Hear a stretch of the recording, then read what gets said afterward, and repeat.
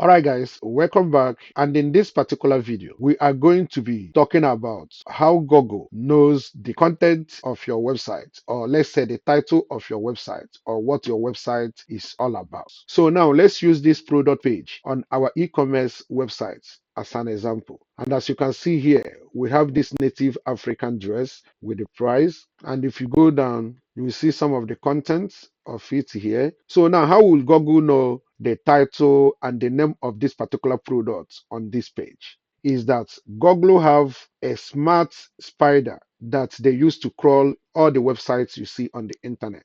And when they crawl your website or your web page, they get all the data you have in your website. And those data includes the name, the images, and the title of that particular product of that particular website. And the title of your website and the title of that particular product is very, very important because it's one of the things he's looking up to determine the content of that particular website or that particular page. So like here on this single product page, when you scroll down here on the description and the additional informations, they are very, very important for the search engine optimizations. But as you see here, I just did this for the sake of this tutorial. But in your own case, you must come up with description which is related to the title of that particular product or the name of that particular product, because the spider that the search engines uses to crawl your websites will look into all these places and see if they are related to the title or the name of the product. So that is why it's important to list out the description here very clearly, including your additional information like if the product is a variable product, you make sure you list out the different colors of the products, and if they have sizes, you also do that. Okay, and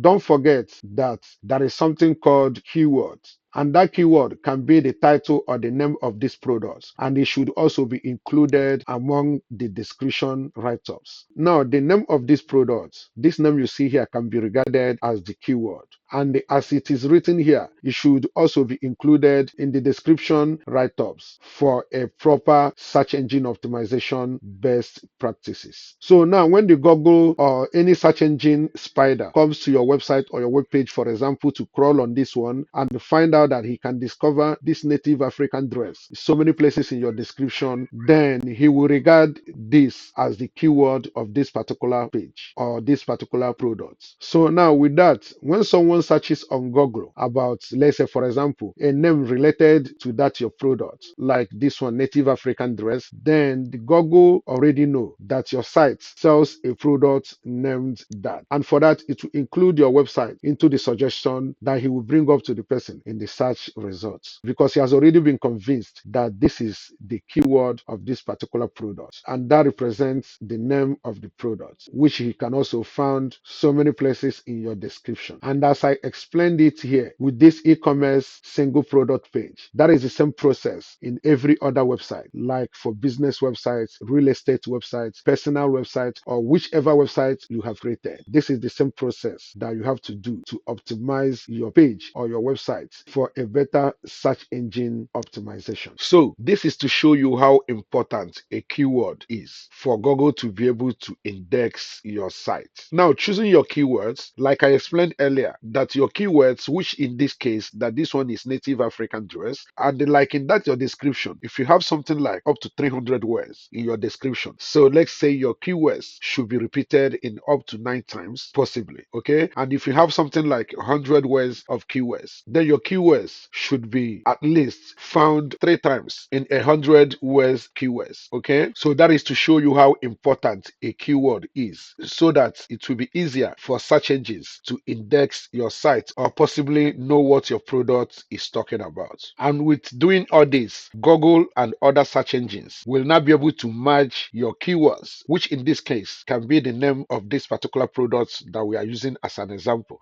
So Google and other search engines will match it to the keywords category that it falls under. And doing that will help your site or your product to rank higher on Google and other search engines. So, and with that, that is all you need to know in this particular particular video on how to know how Google knows the content of your website, be it personal, company, or e-commerce website. So in the next video, we are going to move over to how to properly plan and choose your keywords so that your website or the product you are selling will rank properly or possibly rank higher.